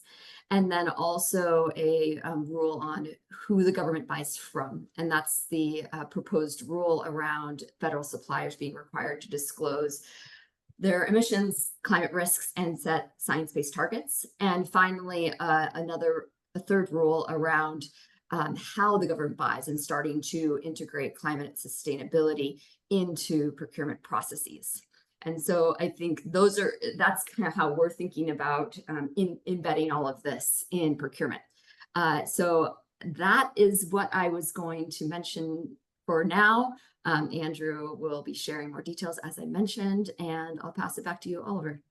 Thank you, Katie. That's brilliant. And I think you were at Amazon before, so you must be an expert on how to deal with massive supply chains. I think that must be a trait of yours. But yes, if anyone's I was working on Amazon's aviation, rail, and trucking decarbonization efforts. So it was great, and definitely some similarities in terms of complex organizations that have a massive potential for impact. How decisions are made, and the speed at which these happen is pretty different. But it's been, yeah, I could go on, but I'll maybe pass it to Emily for a question. Yeah, you love it. You love a big challenge, obviously. That's very yes, true. it's true. Emily. Thanks for taking the question. Just out of curiosity, these initiatives that you're talking about, how easy are these things to change under additional leadership or different leadership in the future potentially? Inevitably going to be asked that, Katie. You mean the FAR rules? Is that what you're talking? Yes, yeah, your procurement guidelines.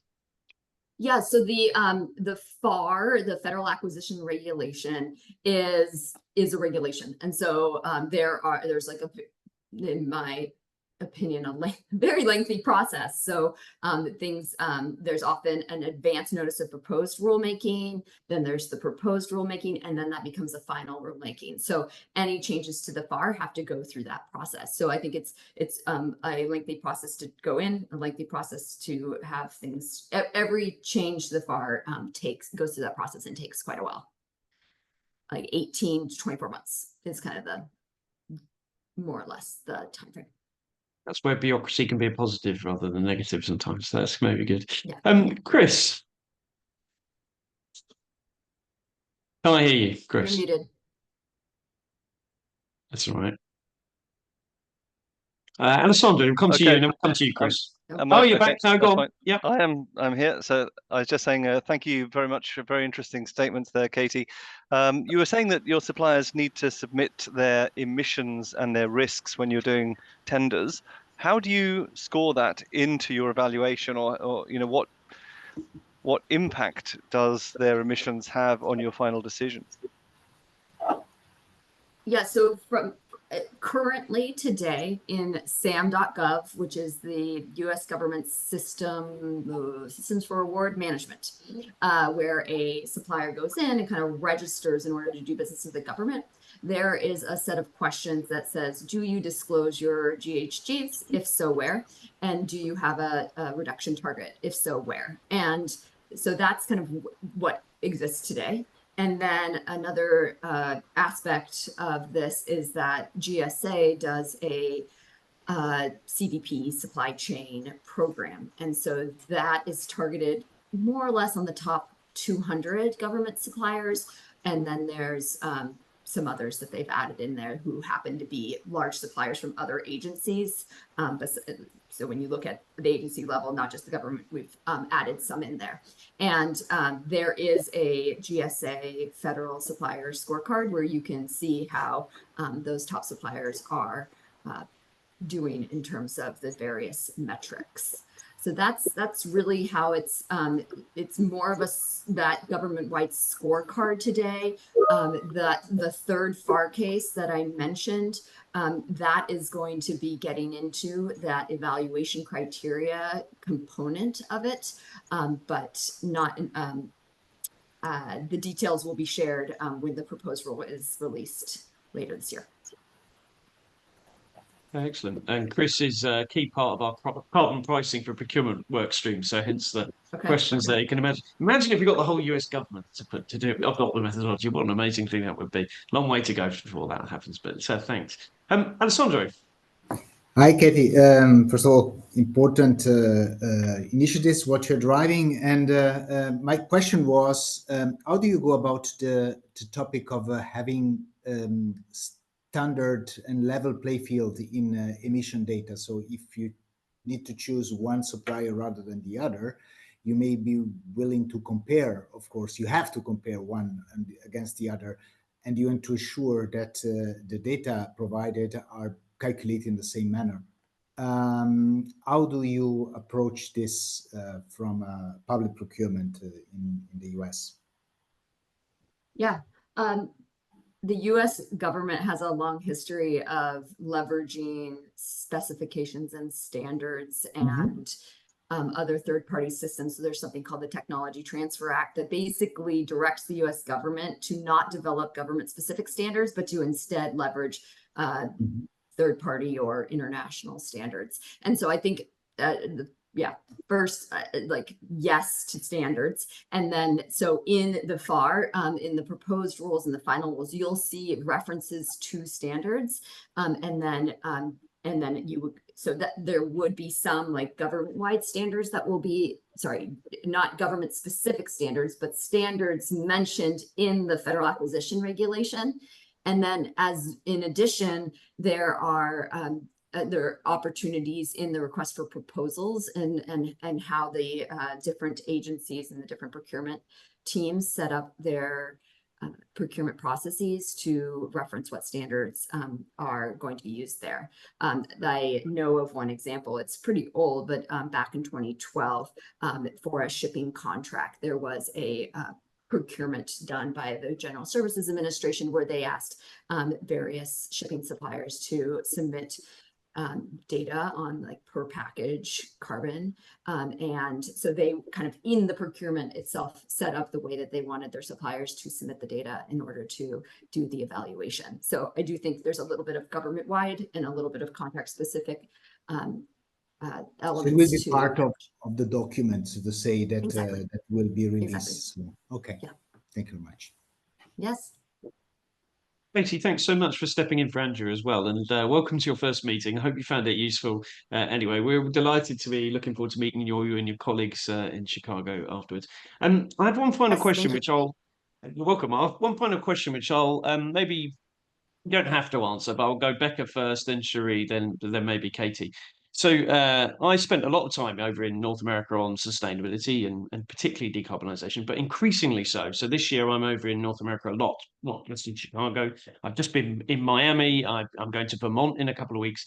And there was a definite tone in America about the conversation about decarbonisation. And I feel like I have a lot of North Americans coming up to me saying, Europe's more advanced. We feel like we've got a lot to learn or we're catching up. And I've often thought that the North American, especially, their market is generally better at putting things into business cases. And maybe we've got different drivers and things like that to do it. So I just wonder whether you can share what your thoughts are about what the sort of feeling is of how things have progressed in North America on decarbonisation of supply chains. Do you feel like you're making enough progress? And do you feel like you are ahead or back behind? And if so, what is it that you feel like you need to catch up on most? I guess what I'm trying to say is all those people ask me difficult questions about how North America and US compares in the coming months. What do you think is the right thing? What is it they really want to know? And why are they asking that? So Becca? That is a bit of a tricky question to answer through, but I guess what I would say is I feel like we're constantly navigating how to get this done from a business perspective, which is the way we tend to look at it, but how do we be compliant with the tsunami of EU regulations that tends to make us stop and slow down a little bit, which is a good thing too. So it was really great to hear from Katie that, you know, what we're cooking up in the US is more focused on, you know, standards that are already there versus making our own new US version, because we're already trying to figure out how to be, you know, as a global entity, compliant with all of the EU regulations that, you know, ultimately we try to just focus on the OECD guidance. And so what I would say is there's a lot of US or North American businesses that know about the OECD guidance, that have been working towards implementing the OECD guidance in a way that's thoughtful and makes sense for their businesses. And so I think in general, if they're aware of that and have been working towards that all this time, agnostic of different regulations and things that are out there, they're a little further along than maybe some others. If they're just now catching up to even know what that guidance document is and that it exists as a framework to help businesses on their journeys to be responsible businesses, and climate is a big portion of that, then I think that right now they're probably very overwhelmed. And so I think a lot of it is, from a North American standpoint, what's the value proposition? So what do your customers want? What do your customers care about? You know, to my comment before, if the US federal government puts something in a FAR, then absolutely we're going to do it. So there's a lot of weight that comes with, you know, the ability to put those into selection criteria. So I think we're aware and we're paying attention. We're just maybe not as far ahead as, you know, some of our European competitors. Yeah. On the data and in the details. Yeah, fair enough. Cherie, as a country, not as a company at Eaton. I want to clarify that, Ollie. Yeah, no, sure, of course, absolutely, absolutely. And Sheree, any thoughts from you, and perhaps even the sort of difference between Canada and US, maybe? So I would say again, like with Europe and then the US and then Canada, there's definitely varying levels. And so when we have the conversation, you know, it's been enlightening to realize just how much you have to kind of start the conversation and figure out where they are first before you start having any conversation around this topic. But I would say even regulation wise, it's tough. Like we're often asking questions to find answers to who's doing it right, because, you know, scope 3 disclosure as an example, in Canada, it's coming soon in terms of being required to disclose. When we looked at the US, it's coming soon, but only in businesses that deal in California. So it's one of those things where it's like things can be so segregated and the decisions can be so segregated.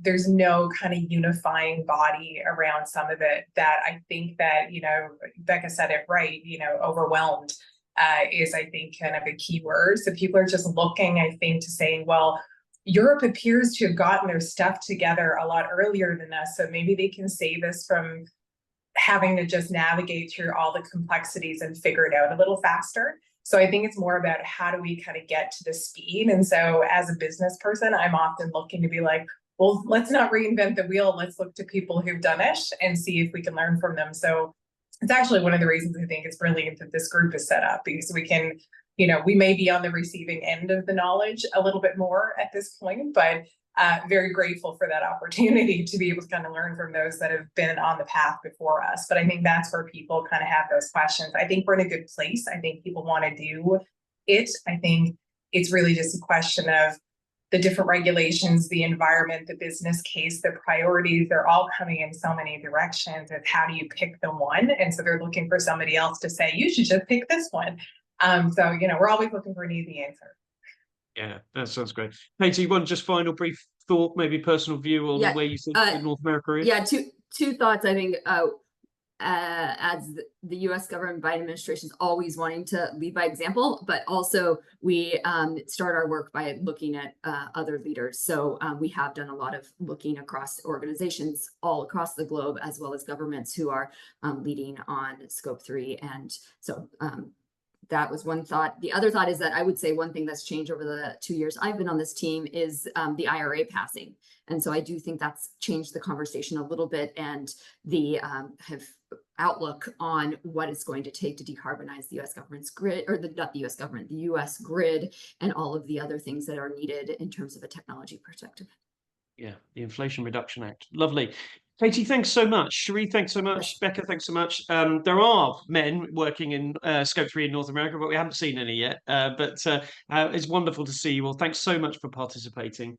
Thanks for a great meeting, everybody. It was a packed 2 hours. We've nailed it, I think. We covered a lot in there. Welcome to everyone that's new. Don't forget to put your thoughts in the poll before you leave. And I'll see you all soon, especially the guys who just spoke. I'll see you in Chicago. Thanks a lot. Take care, everyone. Thank you, Ollie. Thanks, everyone.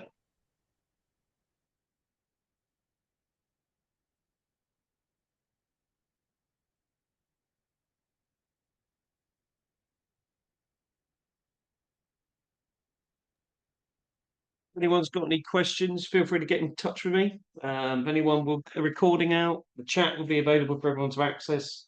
But yeah, great meeting. Thanks, everyone.